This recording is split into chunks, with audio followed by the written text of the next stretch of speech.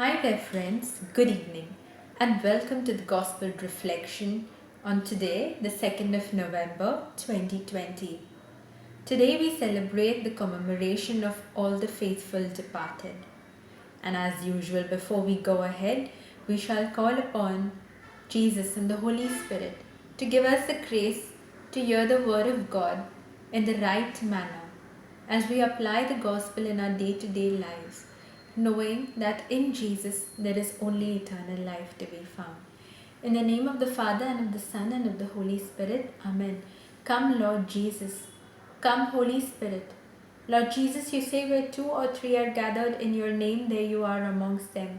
And we know you are with us, right here, right now, holding the promise of eternal life if only we just surrender to your holy will, knowing that you do all things for our greater glory.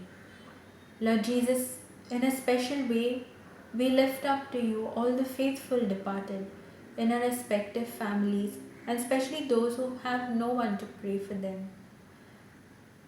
Take them to the light, Lord, so that they may be one with you in heaven.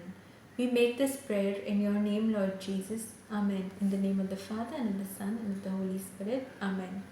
My friends, today's Gospel reading is taken from the book of John, chapter 6, verses 37 to 40.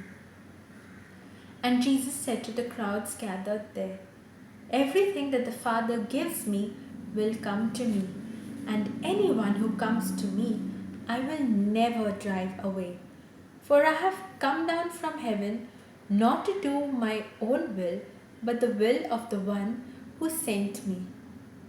And this is the will of him who sent me, that I should lose nothing of all that he has given me, but raise it up on the last day. This is indeed the will of my Father, that all who see the Son and believe in him may have eternal life, and I will raise them up on the last day."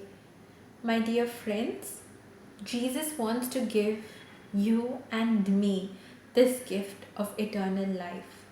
So in today's gospel, Jesus says that the Father, God the Father, promises eternal life for everyone who believes in the Son.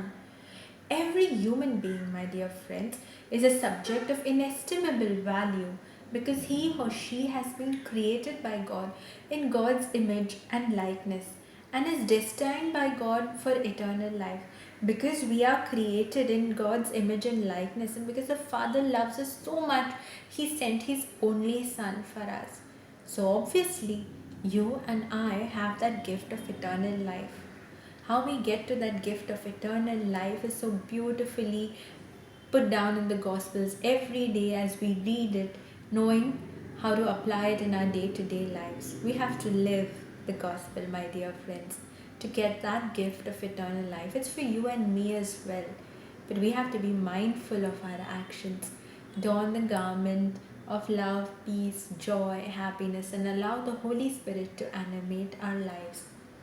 You see, my dear friends, the presence of God is always at work at the very roots of our being. Right from the time we've been baptized, right from the time we've been called to be a part of Jesus' amazing community, right from that time, we have God working so beautifully in our lives. We are fired by the God consciousness, in touch with the divine source that is within us, drinking from the well of eternal life. We are inspired simply to pour ourselves out in love. And from so many days, my dear friends, I've been telling you that all we need to do is act from that space of love. That space of love which will bring about a radical shift in all whom we witness and encounter, and bring forth the graces God wants to give us in order that we may receive that gift of eternal life. My dear friends, today I came across something really interesting and I thought I should share it to you. You know, the Lord loves you and me, my dear friends, and today we are reminded just of that He loves me even more than what I am right now. You see, my dear friends, this culture, this generation, we are fallen today. a very superficial kind of being. And what we be a magnet to is just gossip, negativity, depression, sensationalism, and just news which brings down our spirit. We can be people of a very depressing nature. What makes the news today is what pumps most of our hearts, what gives us that anxiety, what fuels that anxiety is what pumps our hearts. We are good people. After all, we are created in the image and likeness of God. But, my dear friends, we are in dire need of that purification. You see, billions of people have lived on the earth. Our history books include just a tiny fraction of those human beings who lived, but God includes all of them. He knows all of them. If our Heavenly Father has the time and the ability to count the hair on our head, then He can make count all the lives that were lived because He created us and He created us out of that love. So, if our Heavenly Father loves us so much, then definitely He's counting each and every one of those lives lived. Billions of people have been baptized, my dear friends, but only a fraction of them have been declared saints, right? We pondered over yesterday what is the journey to sainthood, that is applying the Beatitudes in our lives. You see, but for every known saint, we know that there are millions that are unknown, and hence we celebrated the feast of all saints yesterday to celebrate the lives of all the saints in heaven and to also celebrate the possibility that you and I can also become saints because Jesus has all called us to a journey of sainthood. But, my dear friends, like every celebration, once it gets done, we have to get back to work. And today we must pray. We must pray for all the faithful departed who, with great anticipation, eagerly wait to see the face of Lord, who are undergoing that stage of purification and waiting to see the face of God the Father and Jesus. We must do only what we can do, and what we can do right now for the faithful departed is to keep them in prayer. We must care for them and fight for them, and that is a lot. You see, my dear friend, the faithful departed are in an incapacitated state. To receive those final graces, we have to let them go. We have to forgive them if any of them have ever hurt us so that we don't hold them back and allow them to receive that light. They are no longer physically amongst us, but they are not far from us. Though they are no longer breathing, they are still living. And just like family members can make all the difference in the world for their sick and injured loved ones who are in the hospital, it is said that the hospital walls have heard more prayers than any church, because somebody might be battling for life on a ventilator and you're just praying for them. And this is exactly what we are called to do today. Family members who are waiting for a sick person to recover in a hospital, they are praying for them. Today is the day we are called to remind ourselves of all the people whom we've known in our lives at any point in our time and pray for their souls, the injured loved ones, so that we can make all the difference in the world for our faithfully departed brothers and sisters. Let us pray also in a very special way, my dear friends, for those who can no longer pray for themselves. Let us offer sacrifices for those who can no longer offer an acceptable sacrifice for themselves.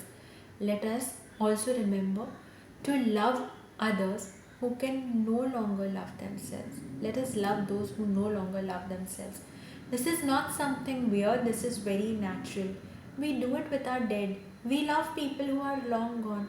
So maybe let us focus that little love and prayers to those who cannot pray, who are not capable of loving, who don't know. Let us pray for the departed souls of those people as well. We do it with our heroes, we do it for our loved ones. Definitely we can do it for those whom we don't know also. The Lord did not simply die for the living, He died for the dead as well. This is how Christ showed His love. This is how, my dear friends, we can show our love. Because like it is said, we are inspired. The gift of eternal life is in fact an inspiration simply to pour ourselves out in that love, to live that love, to give that love to everybody. We are no one to judge who deserves love and who doesn't. I want to ask you one thing, my dear friends. Do you think you deserve the grace and mercy of the Lord? We're all fallen in our ways, and God gives His grace and mercy in an unconditional manner. So, who are we to withhold that? to withhold that back from people who are in so dire need of it. This is how, my dear friends, we can show Christ's love in our lives. We are a family forever. Heaven may dissolve marriages on earth, but only because heaven unites us as brothers and sisters in the one love that is of our God and our brother, Jesus Christ. We are called to act out of that space of love. Today, my dear friends, let us also pray in a very special way for the victims of COVID 19, for those who died alone in the hospitals without the cares of their loved ones, and especially for those, the doctors, the nurses, the health staff, who've given their lives for serving the sick. Let us call to mind as we end this reflection today. Let us remind ourselves that we have to act always from that space of love, because eternal life is for you as much as it is for me and for everyone whom we witness and encounter. So let us pray for all those departed souls. Let us pray for everybody who is in need of love as we offer our prayers to Mother Mary, thanking her for joining with us today. Dear Mama Mary, we place in your hands today, as you are the refuge of sinners. We know that there are so many souls in purgatory eagerly waiting to see the face of your Son and God the Father. Protect them with your mantle as you lead them to heavenly light, Mama Mary. Be with them. Be with all the faithful departed today. Mama Mary, thank you for journeying with us today. Help us and inspire us to act out of love to all whom we witness and encounter.